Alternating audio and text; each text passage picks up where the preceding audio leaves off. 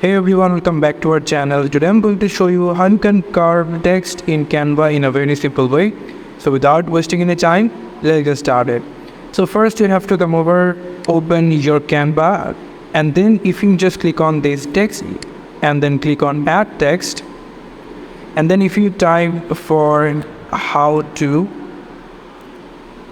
and if you just make it more bigger like this, and now I'm going to change the font into Inter or like this, and you can set it in bold. So you can see now it's looking bold. So now I will going to show you how I'm going to curve it. Just come over this three vertical line and click for effect, and then scroll down a little bit, and then here you will find the curve option. So click on that, and here you can see it's curved.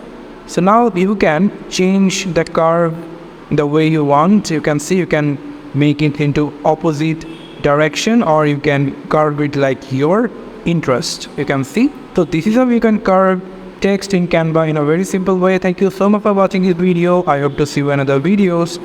Till then, goodbye.